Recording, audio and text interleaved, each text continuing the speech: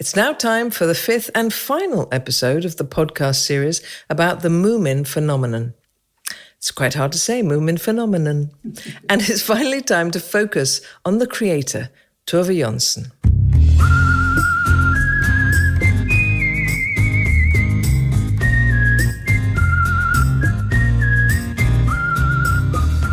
Every time there was something written about the Moomins, there was Tove Jansson, Tove Jansson, Tove Jansson.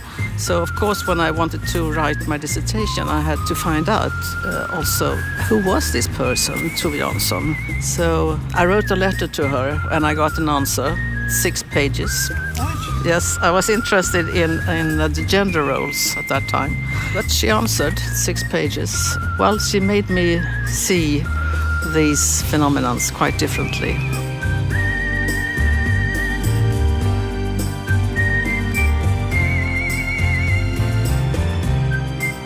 One of the first things I remember, and one of the reasons that I've always trusted her, was in Finn Family Moomin Troll, which, as I said, was the first book I ever read. Moomin Mama is tidying up and she drops the poisonous perennials into the hobgoblin's hat. And overnight they grow into this forest and they all swing about in it. Moomin Troll gets to play Tarzan and the Snork Maiden is Jane, and the Snork plays the enemy, capital T, capital E, with orange peel teeth. And I didn't know what orange peel teeth were. And there's a little asterisk in Finn Family Moomin Troll. At the bottom it says, if you do not know what these are, ask your mama. She will know. And I did. And she did. And I was like, how did Tove Jansson know my mum would know that? But she's obviously met her. That's amazing that she knows my mum. I'm sure she's right about everything else.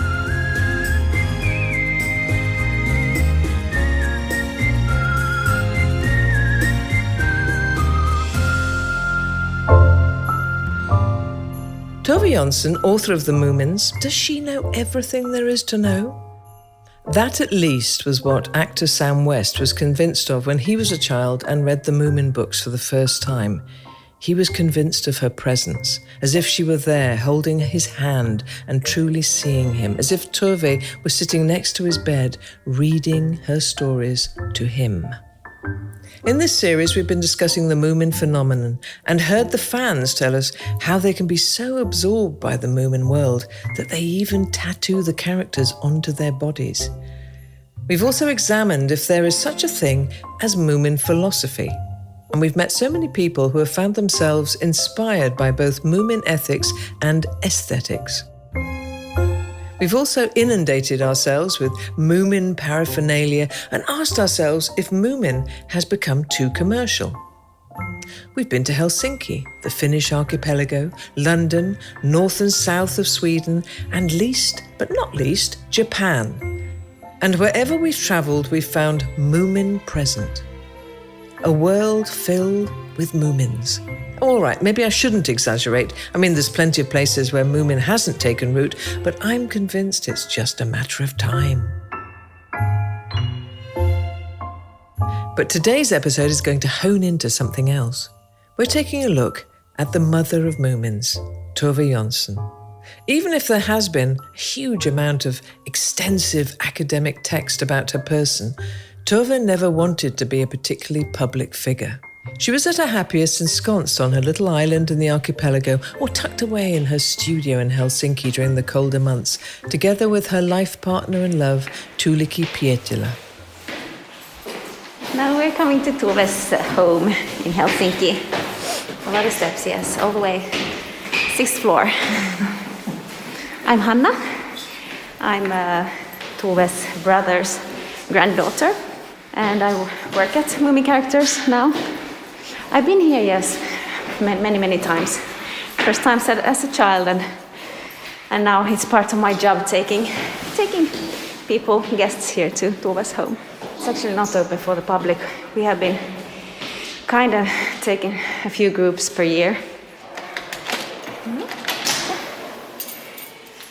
So we came and visited her once in a while, and I loved it because at that time she had the big Moomin house here and all the 3D figurines which they made with the Tuuti.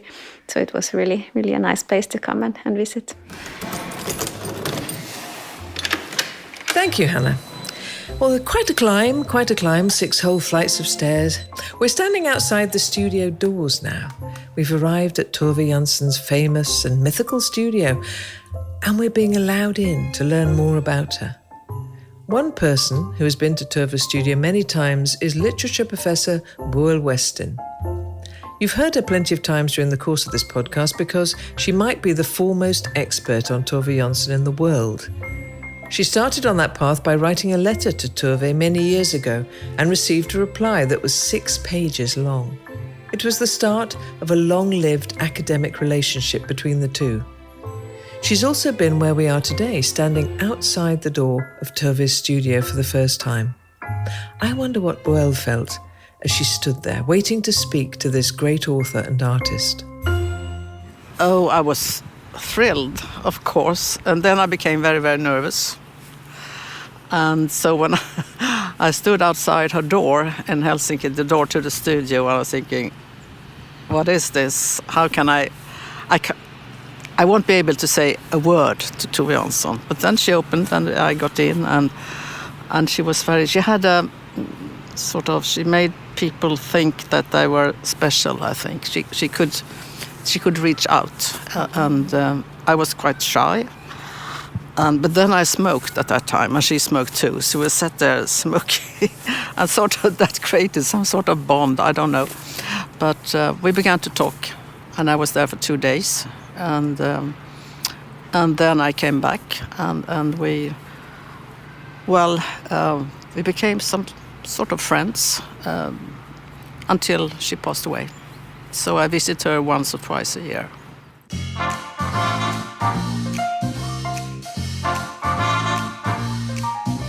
We'll soon hear more from Boel about the real Tove Jansson. But before that, I need to insist we stop faffing around in the stairway and actually get a look inside the studio. My name is Jennifer Saunders, by the way, and I'm your ever-impatient host today.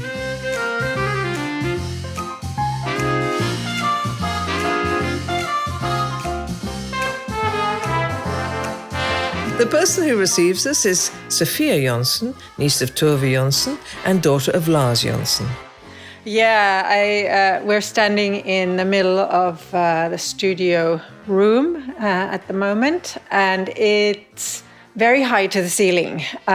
It's quite spacious, and lovely thing about it is that when you're in here, you feel that you have room to think. Mm-hmm. You know, your thoughts can move freely, and I think maybe Tove also felt something like that because she loved this space. She had spotted it actually, in fact, I think probably because there was another painter here, Hjalmar Hagastam, and unfortunately he died at the front during the war.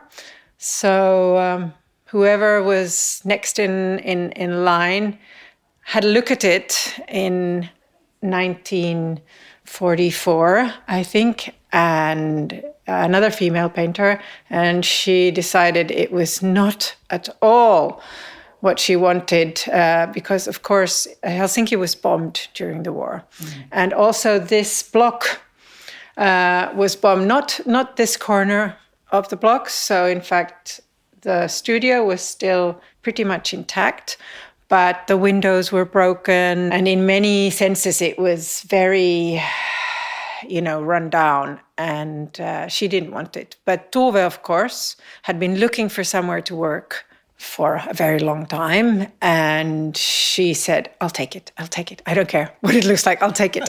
And so she moved into the little room that's at the back of the studio room, and it's very, very small. It goes by the name of Lilla Rummet, which means the little room, and it's really the only room that you could think of living in those days. The studio, because of where it is, it was an attic space in a way. So there was no heating, no amenities. It wasn't meant for living, which meant that, there was nothing here of comfort.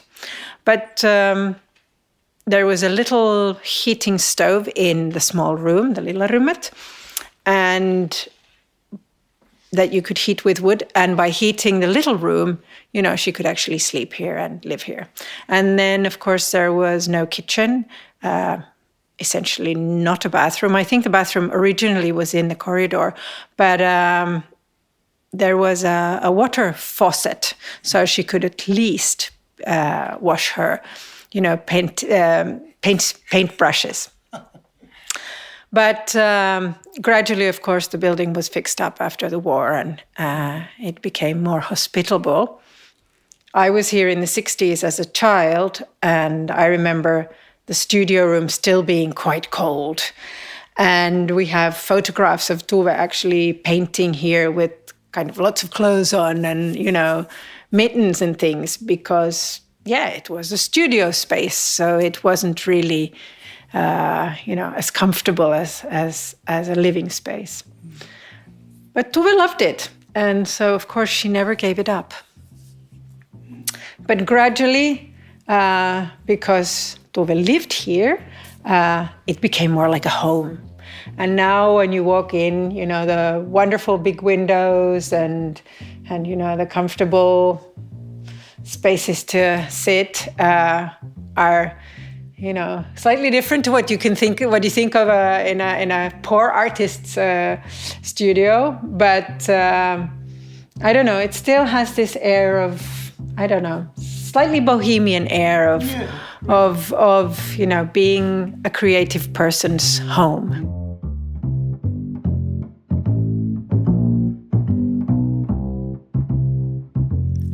It's really a lovely space, filled with books, framed pictures, and tiny knickknacks from every corner of the world, from Japan to France to the South Pacific Islands.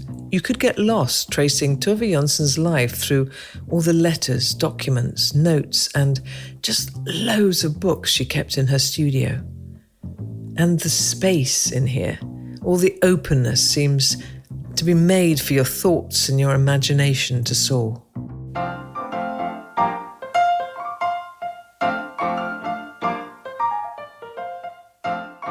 And now for some facts about Tove Jansson to help us understand how she became the person she became. Tove Jansson was born in 1914 and grew up as the eldest of three in an artist's home in Helsinki. Her mother, and please forgive my pronunciations all the way through this, I am trying my best. Her mother, Signe Harmastian Jansson, was a Swedish artist, and her father, Victor Jansson, also called Faffan, was a sculptor. Her brother Lars also became an illustrator, while her other brother, Per-Olof Jansson, grew up to be a photographer.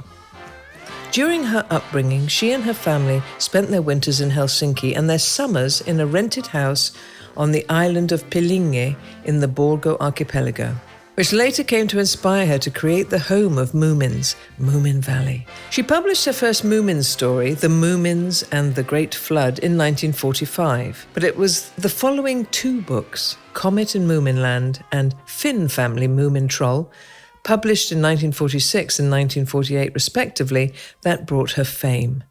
During her life, she wrote, illustrated, and painted continuously, as well as being a dedicated pen pal and keeping up a prolific amount of correspondence. I think after Tove's death, the interest in her and her life and her persona grew, and I think it's still growing very much. She was quite an extraordinary woman for her time. I mean, she was born in 1914, and for most girls, there was no question. The route was clear. You got married and had children, whereas Tove, probably partly because her parents also were artists and they were in favor of her choices, she decided to become an artist and dedicate her whole life to art. But she also had the freedom to do that because Finland became an independent state in 1917 and had to sort of create its identity. And part of it was, equality for all. And Finland having given women the right to vote before independence, even in 1906, was one of the first countries. So Tove had a lot of freedom to make her own choices. Schools were open to women, and different kinds of educations were opening up to women. And there was a possibility to travel, later to, not necessarily to choose your sexuality, but to live a life still not necessarily hounded by the law. Tove ended up living with a female artist from 1955 on, Tuulikki Pietilä, as I mentioned before. But homosexuality was forbidden by law until 1972 in Finland. So, of course, they had to have a clandestine relationship. So, in many ways, Tove was an extraordinary woman. She was not frightened of walking her own path and being true to her own ideals.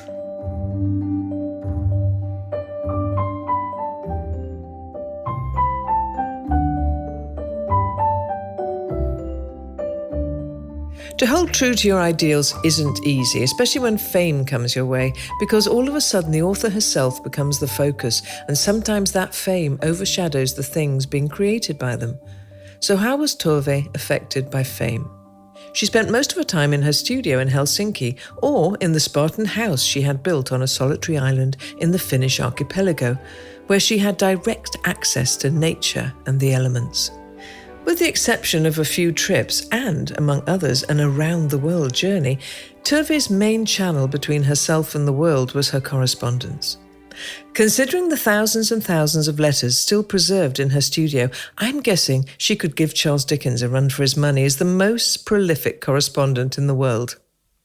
As I mentioned, Tove spent all her summers in Pellinge archipelago with her life partner Tuulikki, and the mail service didn't exactly have an easy time of it. Kim Gustafsson, whom we've heard in an earlier episode describing how his family used to rent the summer house to the Janssons during Tove's childhood, describes the path a letter had to take to reach Tove on her island. It's like, it really looks like Trollvinter now. I can't remember what it's called in English. The book where Moomin wakes up in the middle of winter when everybody else is sleeping, and he doesn't understand snow, and he doesn't understand what it's all about. Midwinter in Moomin land. So now we're coming to the old house where my grandmother and grandfather lived. There might be a hungry cat coming in from the forest at any time. So in the 20s, when they came for the first time, the custom was that the people who lived here on the islands, they would move out for the summer, so the summer guests from Helsinki could move in and be comfortable. So our family would move into Lillstugan, the small cottage, and then Tove built a lot of small tree houses around here, and then finally she got permission to build her own cottage on Klovharun. But this was like the base, the harbor that they always used. And at some point, there was one walkie-talkie in my grandmother's bedroom and one out on Klovharun. So if they were in trouble or needed something, they could contact us, like before the time of cellular phones.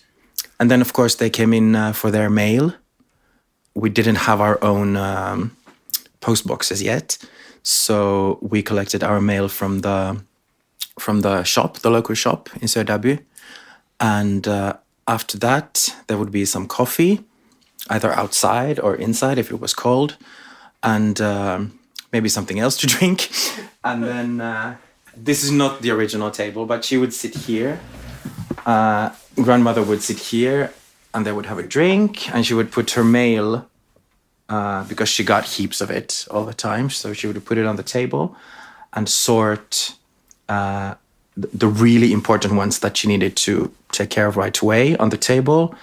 A little bit later ones on the chair, and then on the floor, the ones that she really didn't feel like doing anything about. But Mostly, I think she even answered those because she answered a lot of people that wrote to her.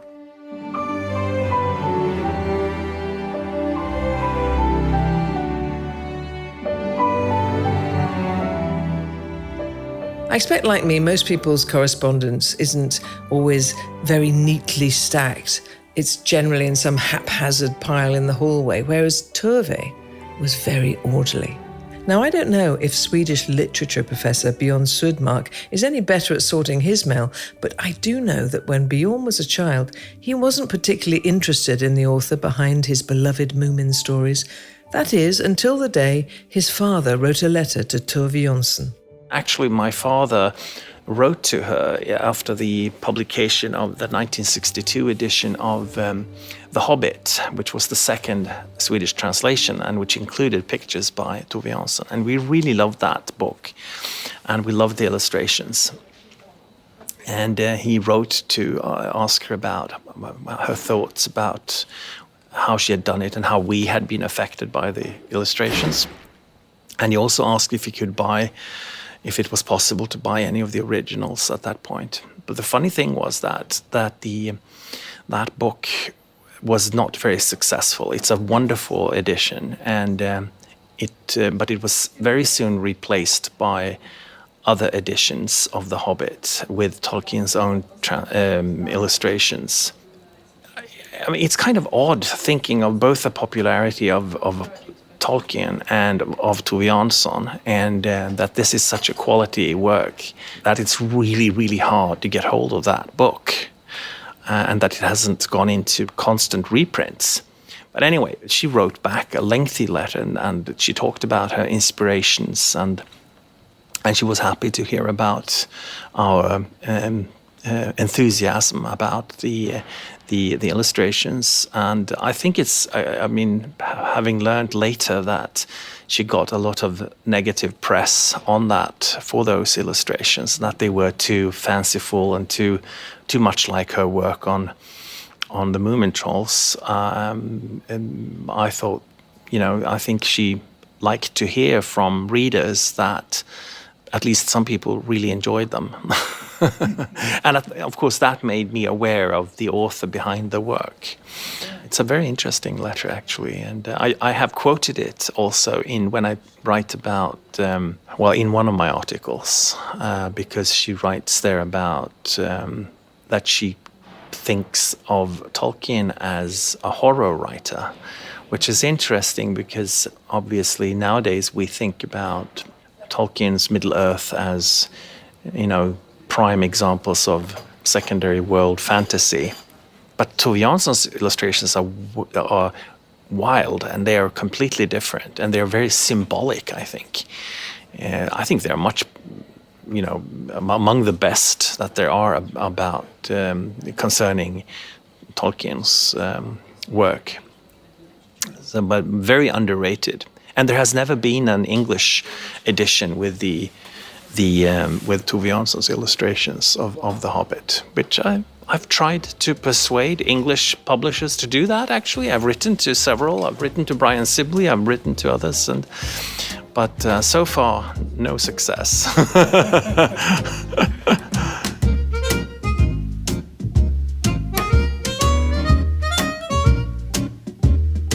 It's a lovely idea. And now I wonder if this might inspire any publishers out there listening to this. An edition of The Hobbit with Tove Jansson's illustrations is actually preserved in the Moomin character archive we visited in our last episode. But let's get back to another Swedish professor, Boel Weston, who has both written Tove Jansson's biography as well as an anthology of Tove's correspondence. Boel had the privilege of getting to come and visit Tove every year at her studio in Helsinki. I got to know her during the years, and I stayed there for example 1 week at a time, and then I stayed in a little apartment. She and her partner Tuulikki Pietilä, they had apartments or studios in the same house, but different apartments. And below Tuulikki's apartment there was a little flat, just one room, and a little, not a bathroom, but a toilet and so on.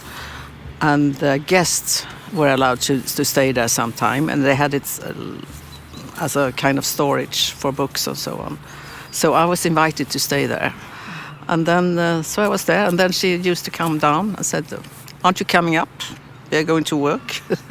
So I was interviewing her, and then also and there was a gallery, and I was sitting upside in the gallery, and she was downstairs, so to speak. So I could see her. I have a photo as she's sitting at her table writing.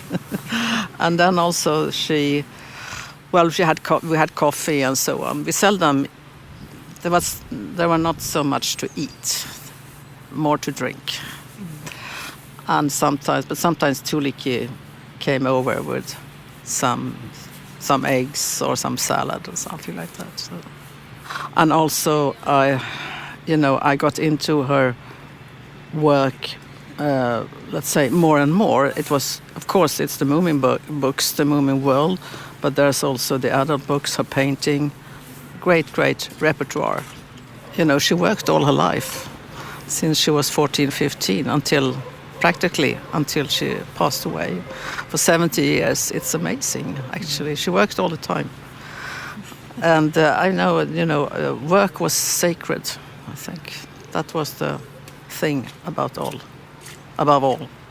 Love, work and love, in that order. That's very important, I think. That sounds very, very intense, those social visits. Wasn't it exhausting? Yes, I was quite tired after the trips, after the visits, and but also it gave me a lot of energy. I worked close to her, but for me it's important to say that she didn't read what I was writing until it was finished. That was the case with the dissertation, and then she just had one thing to say. She said, "That is not correct. The title is whatever it was." So it's just a sort of fact, but nothing else. So, she gave me access to her diaries from her youth, but also later on. So I could practically see everything, I think. But also, of course, she had, she had taken away things, and she had, as she said, burned some letters and so on. She said, she writes to one of her friends, "Please burn this letter," but the friend didn't burn it. So I also read lots and lots and lots of letters, together with her editor, Helen Svensson. So we selected letters from, she wrote thousands, around 100,000 letters and more, I think. And some of the letters, they're just like stories, Well, anyway, we selected some people. The letters to her family, to her mother, the letters to Tuulikki Pietilä, and the letters to her friend called Eva Konnikov. And that was a joy to work with this book together with Helen. It was very inspiring for me to work with another person who was just as interested in Tove Jansson as myself. So I didn't have to work alone anymore.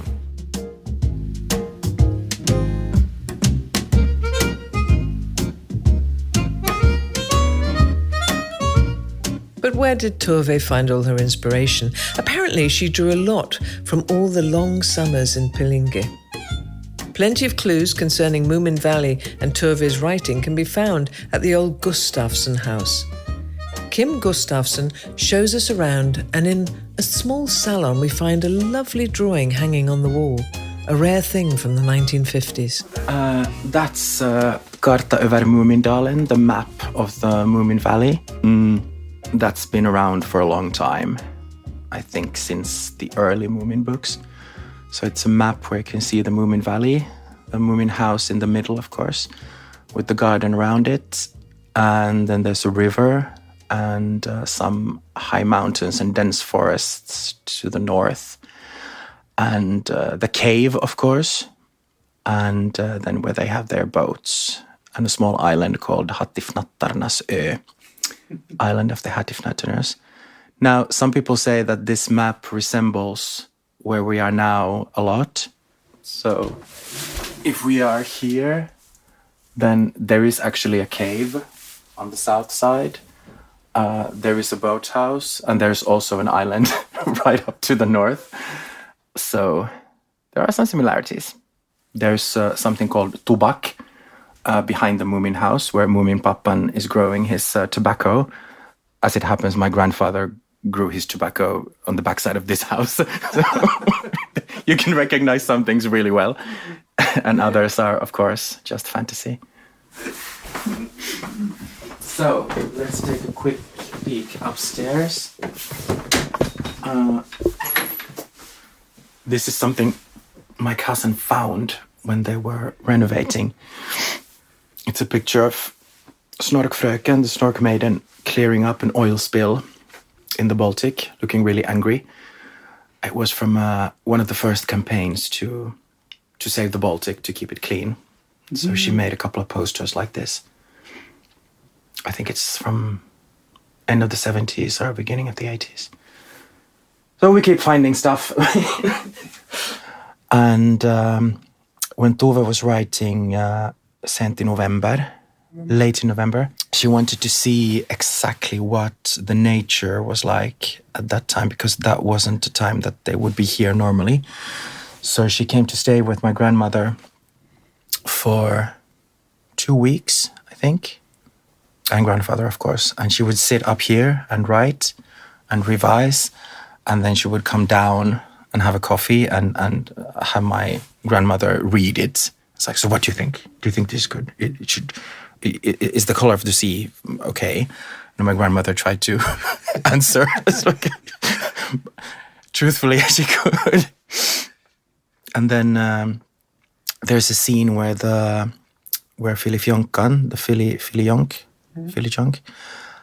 is cleaning hysterically in the beginning, and then she's cleaning the window from the outside. And then she loses her grip and starts to slide over the ceiling.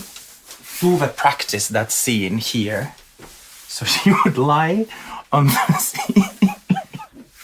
and because she wanted to feel like the fear of, sliding out into the... It's not very high, but she was hanging there for a while.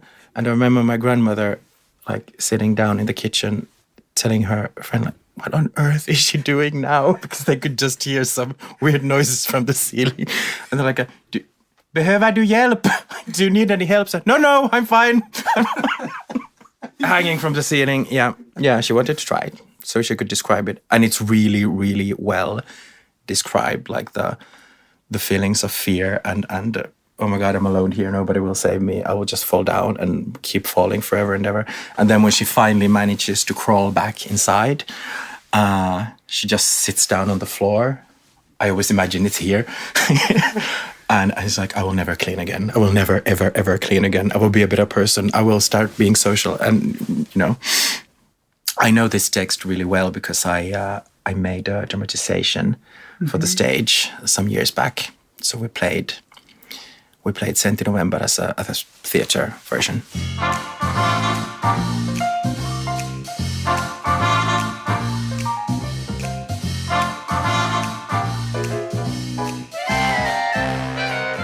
But let's pop back to the studio and talk to Sophia Jansson, who herself inspired her aunt, Tove. I wish, but most of them were written by the time I was born. There's one of the books called The Invisible Child and Other Stories that is dedicated to me, and it was published in 1962, the year I was born. And I'm always amazed because she's written this dedication in the beginning of the book, and then she's drawn this little girl with this very straight, sort of this head of straight hair. And of course, she couldn't have known because I was just a newborn baby. But of course, I ended up looking just like that little girl with this straight hair right over my face when I was a little girl. But yes, so I guess like most authors, Tove also took inspiration from life but then transformed it with her own fantastic skills of how to use words and language into these stories that we feel are so real and so true. What else? There's a beautiful, on that shelf you can see some Moomin dolls. They are very early. They were made as probably the first merchandise ever to be made based on her books. They were made by hand in the 50s by a company called Fauni, without a license and without permission, but they were really lovely. And then in the end, of course, they discussed it with Tove and they all agreed, and they continued making some of these dolls. They are very cute, and they mainly made the Moomin characters, but also some of the others, and they are hand painted, and they're the feet are of leather, and the fur is sort of very nicely put on, and so they look very retro. A little bit scary. Yeah, they're not exactly like toys for children these days, but you have to remember in the 50s, maybe the aesthetic was slightly different. If you find them anywhere at an auction or a flea market, they are worth getting because they are definitely rare collector's items. Here we have some Moomin books on the shelves, but in general, there's not that much Moomin here. I think in her later years, of course, Tove's Moomin books became very, very popular, and she too became quite famous, but she was slightly tired of people always asking her the same questions about the Moomins. And as an artist, of course, she wanted to move on to other projects. I mean, painting and writing other stories than Moomin stories. But nonetheless, anybody that met her always wanted to ask about the Moomins. And so, of course, from her point of view, it was slightly boring. So maybe she got rid of most of the Moomin stuff from her own home, so she wouldn't, have to look at them every single day. And she was a modern woman in her time. She was provocative. Indeed, with her political cartoons, she was provoking. I mean, when she pictured Stalin and Hitler and so on. But also in her way of living.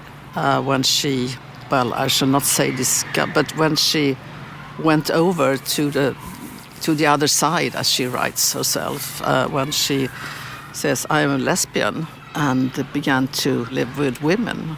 And she did it quite openly. That was brave. She lived as she wanted to live. But of course there were difficulties. For example, in the family, in her own family. You didn't talk about this in the family. Never. Well, perhaps they did, but it's not so much. I mean, there was a silence. Indeed, a silence about this, yes. She was modern in the sense that she was always, as an artist and as an author, she was always searching for new horizons, for new aesthetics. She wanted to move on.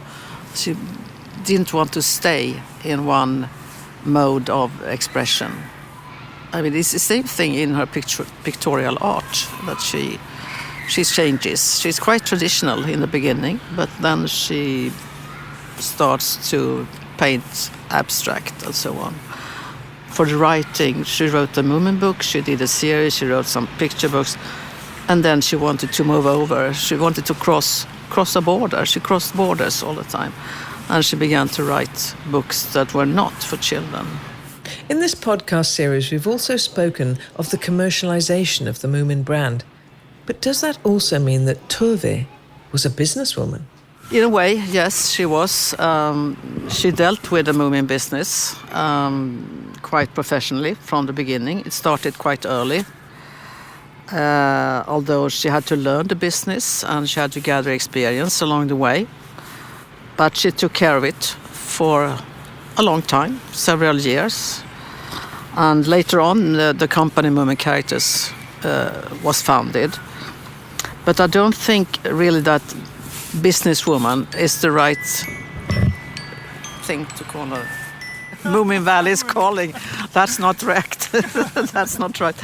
But, I don't think that businesswoman is the right thing to call her. She used to say that, people were asking her, why don't you get a secretary?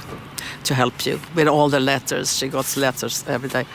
And then she said, no, I don't want that. I want my studio to be a studio, not a bureau, an office. But as a businesswoman or concerning her work, I mean the work outside writing, she was very professional in a way that she wanted to supervise the production and she wanted to control the artistic quality. And you can see that in her letters. There's a huge correspondence with different producers and people wanted to do different things with the Moomin characters and so on. I mean, she says they want to do trolls in all kinds of possible and impossible materials. I think that's a good description. But there is one example, I've said it before, that was a firm, they had made a sanitary towel for young girls, and especially designed for young girls, and I wanted to call it Little Mai. This towel was soft and very nice, but no, she declined very firmly. Well, it's amazing.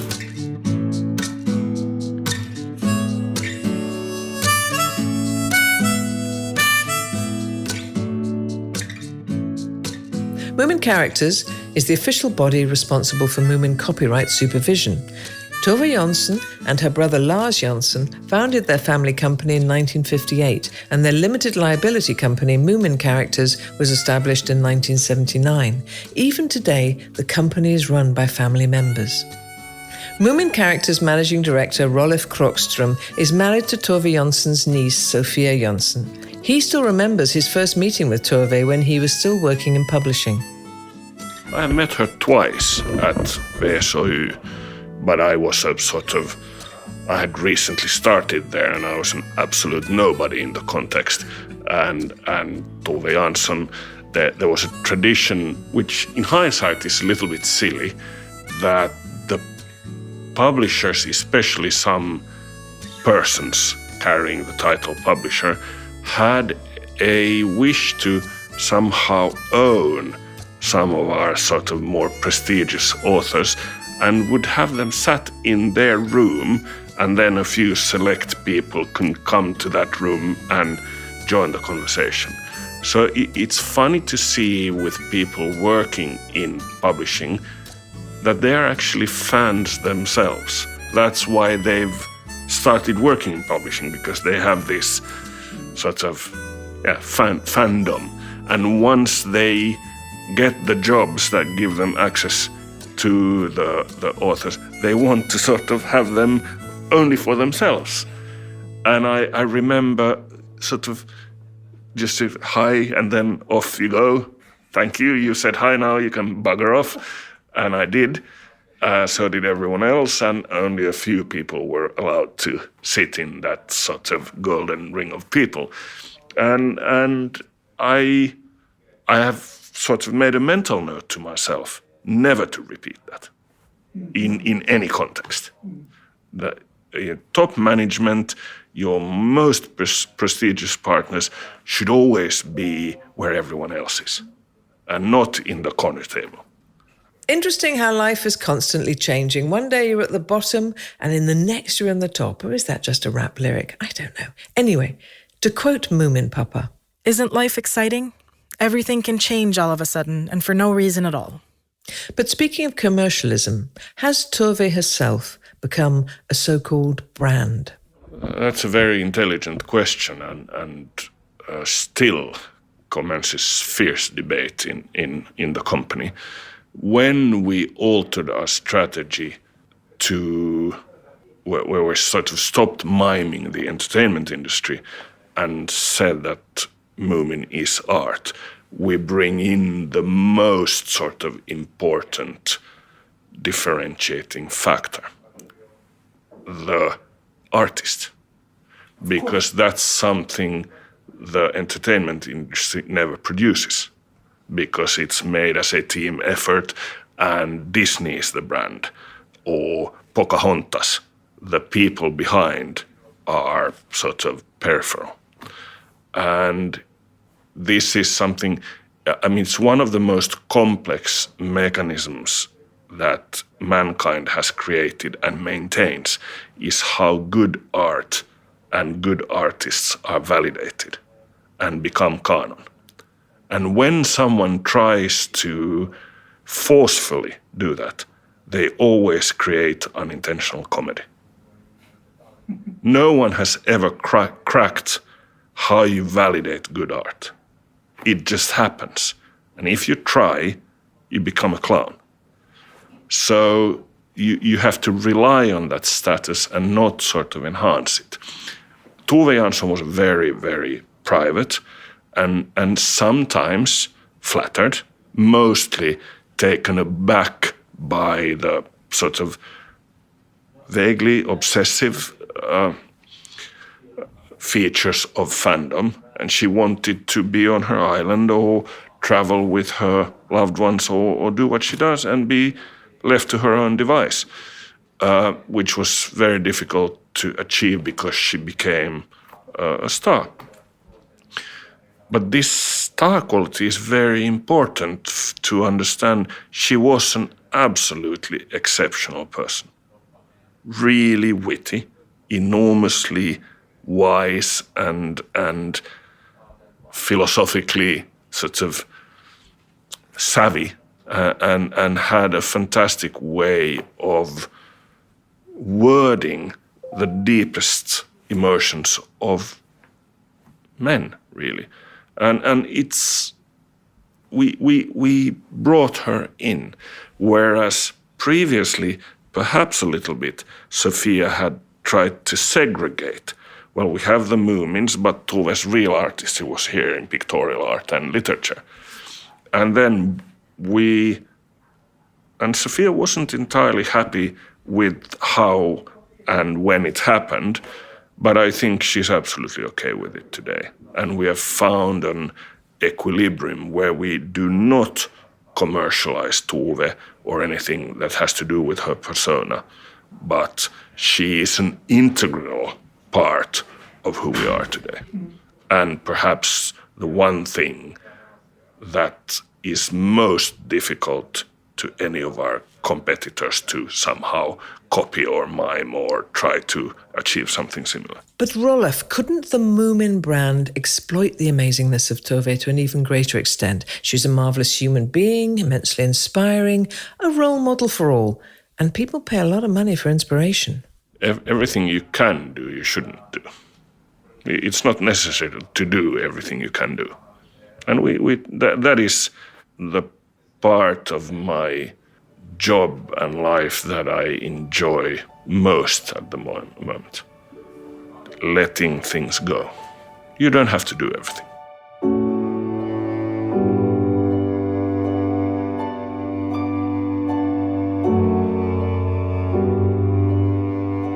After a long and creative life, Tove became ill and passed away on the 27th of June, 2001. She was 86 years old. As of 2020, Tove Jansson's birthday, the 9th of August, is a semi-official flag-flying day in Finland. That means that state institutions raise the flag, and the Home Office recommends a general raising of the flag in the nation. The actor, Samuel West, was in his dressing room when he heard of Tove Jansson's passing. Here, he tells publicist Tove Jansson his reaction to the news of her death. I remember I was playing Hamlet the day I discovered her death. I was in the green room at the Royal Shakespeare Company in Stratford-on-Avon.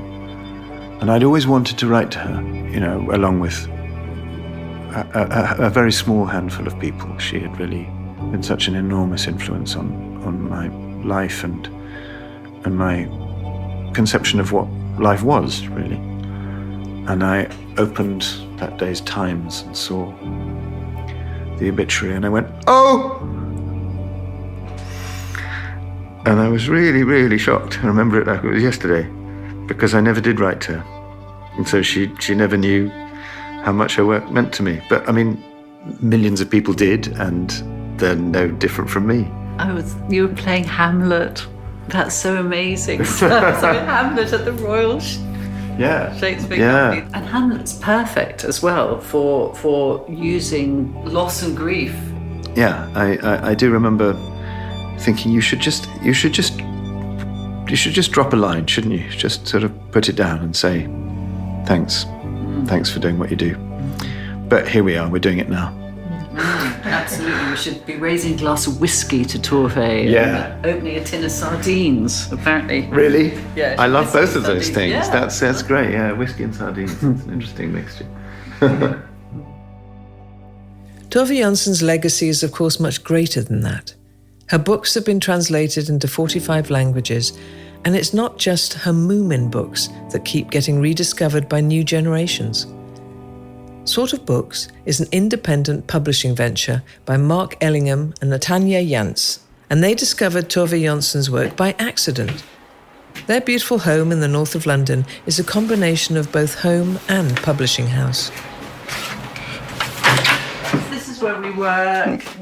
And we don't only publish the Moomins. We publish many books, but we do publish a lot of Tove Jansson. 24 Tove Jansson titles. No, mostly... it's not 24, is it? It's I think it's 8 24. plus 4, 12, and yeah, it is. It's not. We began mostly with 23, I think, Mark, you're adult exaggerating. titles. Did the summer book, and then we did all of the adult fiction. After that, we'd done just the big picture books of the Moomins, and then the Moomin people said, do some beautiful hardback. The rights became available, Yeah. and they asked us if we wanted to do it, and we leapt at that chance. So it's an unusual path because we came to Tove Jansson through the adult fiction.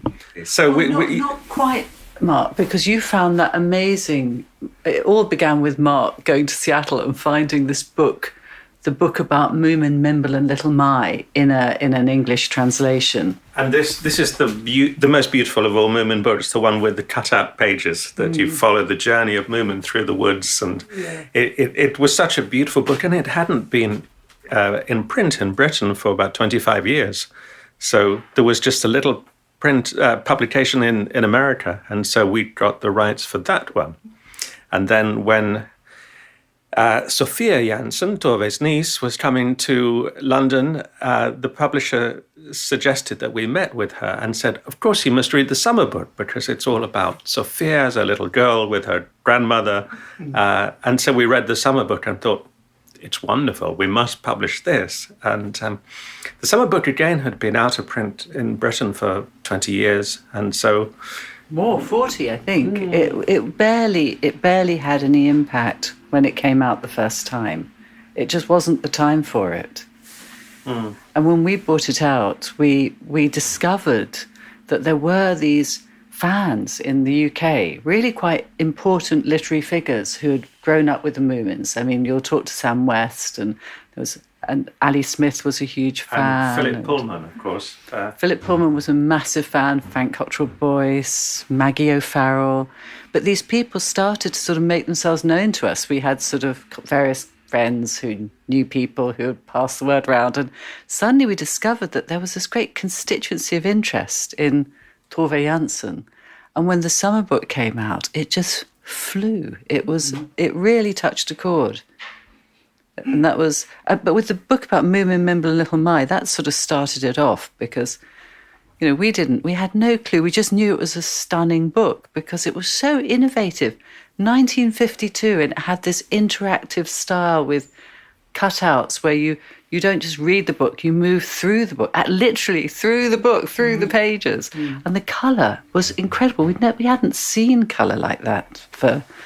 Just the most amazingly vivid.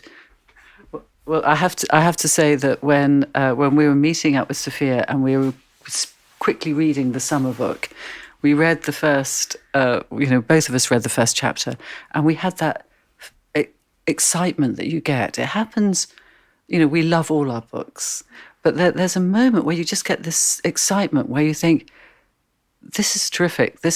Nobody's read this that we know, and we're going to publish it. And it's a very rare feeling where you've found something great. And the extraordinary thing with Tove was it was like being a miner where you hit on a seam of something that glints and you realise that seam is going on and on and on. It's not just a little moment. And that there were these other books which were never sort of the extraordinary things with writers. You get the great book and the classic book, and then the rest is sort of the also-rans. But with Tove, there isn't that scraping the barrel feeling, that there's these qualities in almost everything that she writes. So I love the summer book. I also absolutely love The True Deceiver. Fair Play, I think, it was Valentine's Day yesterday. Fair Play is the most romantic book, as far as I'm concerned. It's the love between two mature women in their 50s, and it shows you how to be romantic, how to really love in mature years. That's always been my. It's also about work as well, isn't it? The Fair Play. It's about their love of their passion for writing and art as well. I mean, it's all about their most deeply held values. But I think with the summer book, what's so special about that is that a lot of people will say it is their favourite book of all. And it's very rare when you publish a book that has that sort of resonance, where year after year you'll have people polling for their favourite books, and the summer book is always on somebody's list. And of course it has a fantastic title. It sells every summer. Everybody wants to take the summer book on their holidays. Det är ensamt att jämt vara fin. Inga gäster men massor porslin. Jag har speglar av guld i mitt hem. Jag har ingen som tittar i dem.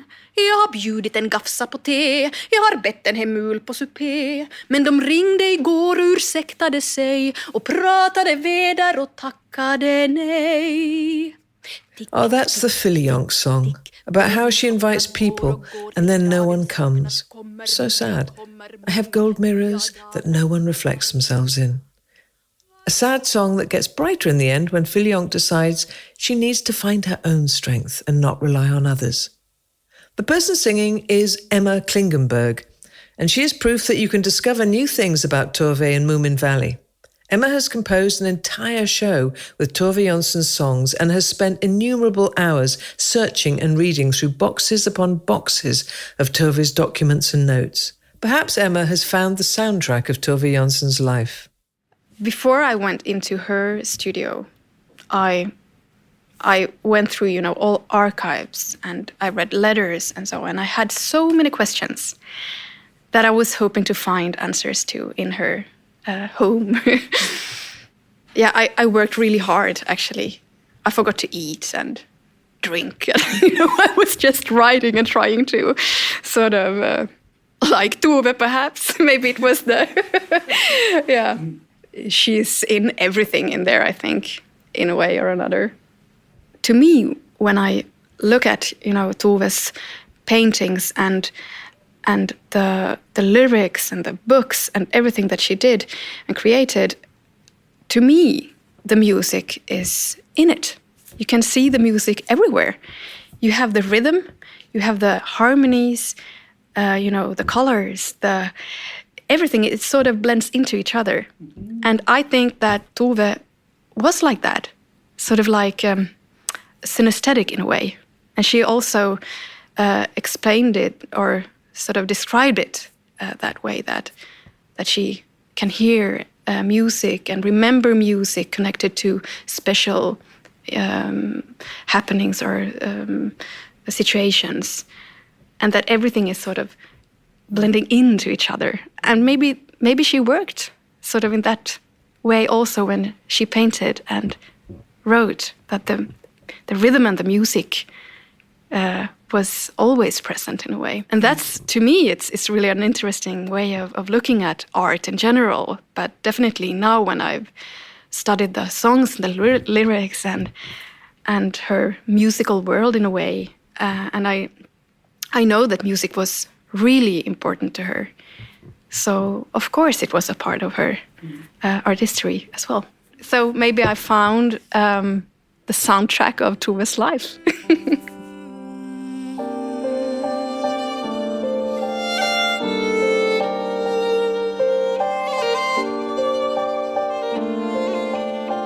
I was walking at the cemetery because I was looking for Tove's grave.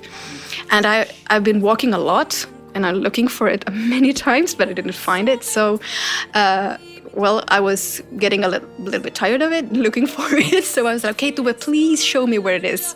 And then I found it. And I stood there at by the grave, and I was really, okay, hello, and this is really nice, and it's a beautiful grave, with a little child. And when I stood there, a squirrel came, and it sat just next to me and looked at me in the eyes and sort of just jumped away, exactly like Titiou, the small creature from one of the books, when Titiou wanted a name, and Snufkin gave name to the little creature, and it was Titiou. And my first pet was actually also named Titiou. So to me, I was thinking that the squirrel, okay, it was maybe Tove that sent it, saying hello and, keep up the good work or something. It was really nice. I was happy. Jag gick fram till mitt fönster där staden låg stum I en kvävande svepning av snö. Det var andlöst tyst som det är I ett rum där man väntar att någon ska dö. The November Song lyrics are by Tove Jansson and the music and vocal performances by Emma Klingenberg herself. Men då klang telefonen en jubelfanfar. Det var du och du ringde till mig. Jag minns knappt vad du sa, men jag tror att det var jag har tänkt gå på bio med dig.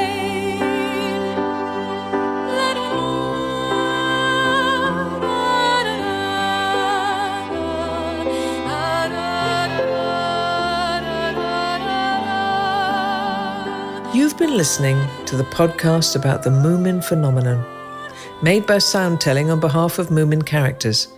Producer Antonio de la Cruz and Melody Lovelin. Executive producer was Tove Leffler, sound engineer Gustav Sonden, and I, of course, am Jennifer Saunders. Thank you for listening. And go and find some Moomin. Det var sent I november och skymningen kom. Den steg in som en vän I mitt hus. Och för festlighets skull drack jag ur min rom och tände vart eviga ljus. Jag gick fram till mitt fönster där staden låg stum I en klänning av snö som till fest. Det var andlöst tyst som det är I ett rum där man vänder